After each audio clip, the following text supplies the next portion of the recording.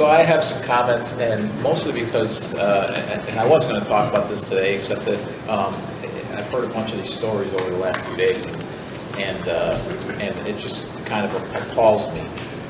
We've been living under mask mandates and vaccine mandates for several weeks. Here at the Illinois level, they've been instituted by one person. At the U.S. level, they've been instituted by one person. That is not the way that our form of government is supposed to work. To give you some stories, I know a nurse who gave birth not too long ago, several weeks ago. Before giving birth, was diagnosed with COVID, actually was cleared from that just prior to giving birth. Is going to be, now so she has COVID, she has immunity from COVID, but she's going to be required to take a vaccine while breastfeeding, which has never been tested or studied by the vaccine companies, in order to go back to work or she loses her job. She's got more, we know she has more immunity from COVID, but we're going to force her to take this that has never been tested. That's here in the state of Illinois. Teachers are being mandated to take a vaccine or test every week. They're being sent to test to places that have COVID testing, which are full of people who are sick with COVID symptoms, to get a test. So we're exposing all of these teachers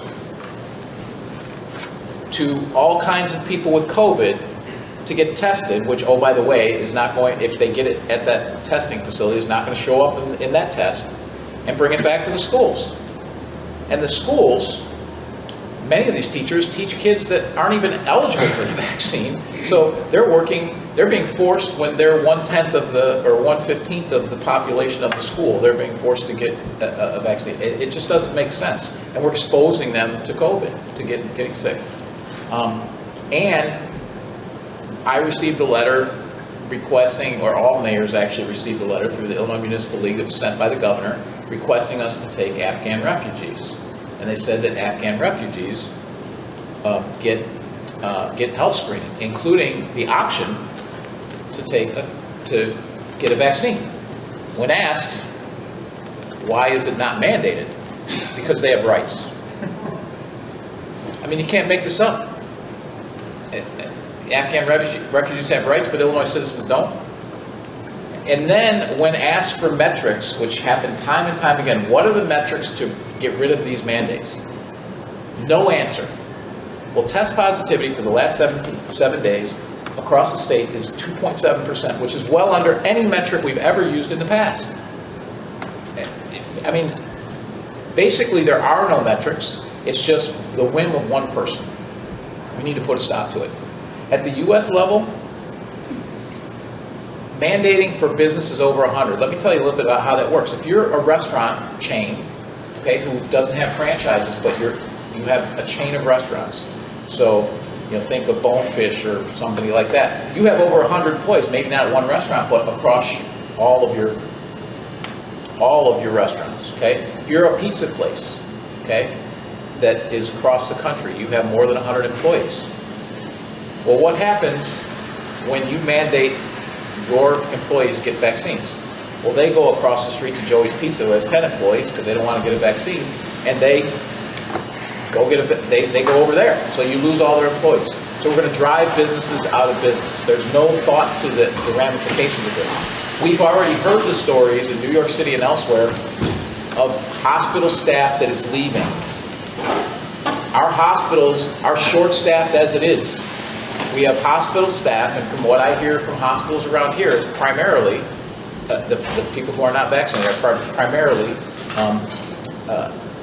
mothers or women of childbearing years, because they just don't want to get a vaccine. And oh, by the way, we've also never tested vaccines against pregnant women either, so we've never done a trial on that. So we're going to lose more people from our healthcare system that's already overwhelmed and already has not enough people working in it over this mandate. We're also court-martialing soldiers who are mandated to get the vaccine who had COVID already. They're immune. If they refuse, we're going to court-martial them. We're going to give them a less than honorable discharge.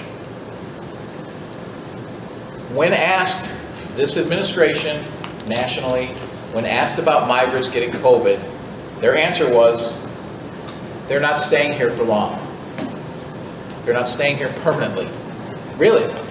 So where are the migrants from Haiti going? Are they going to Canada? Are they going to Antarctica? They're just passing through? I think they're staying. So again, non-citizens have these rights, we do not. It's time for Congress and the Illinois State Legislature to act. Stop this madness before we further damage our healthcare system, before we damage the military readiness. They need to act. Act as a legislature. Please, I implore both of them, please stop this madness. So on a lighter note for the board members, Trustee Healy just kind of mentioned it a little bit about, can hope that history shines well upon us for some of the decisions we made.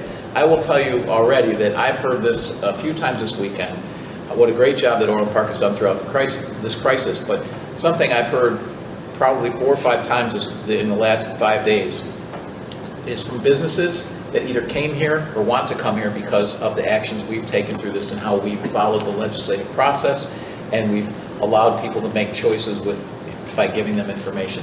These are businesses that are choosing to come to Orland specifically for that reason because they want to be here.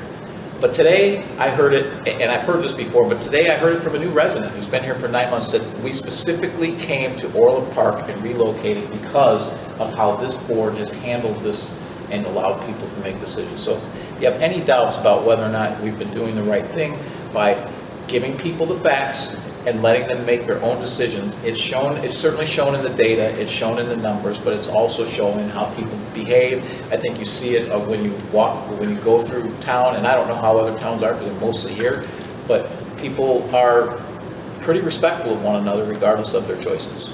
And I think that is a testimony to the board, it's a testimony to staff, and it's a testimony to the residents of Orland Park.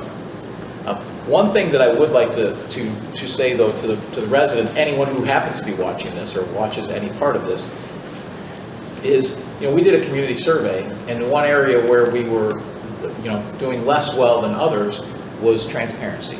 We were right around 50%, which kind of baffled all of us because, in my 4.5 years, we now have board meetings on video that you can watch right now. You can be watching it live, or you could be watching it tomorrow or Tuesday, or Wednesday or Thursday on tape or whenever.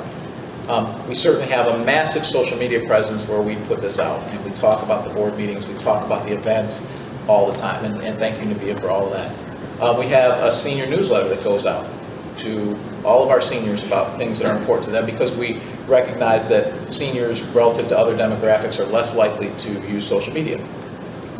We've revamped the website, which looks great. I know there's still a few things here and there, but would appreciate any feedback on that. Do the State of the Village. We have coffees with the mayor every month, and we had people at that. I encourage people to come, and we've done some in the evening so that people who work during the day can make it, and you can come there and ask questions. We have board meetings that are open to the public. They can come watch it. They can come talk about it. I honestly don't know how to be any more transparent than we are.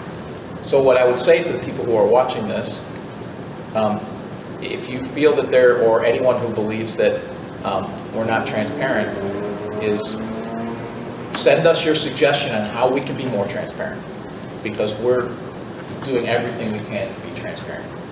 I think we've done it from the beginning. Even with COVID, we've had all these discussions in public. We didn't do it behind closed doors. We didn't just come out and say something like we've seen other boards do. We did it all in public.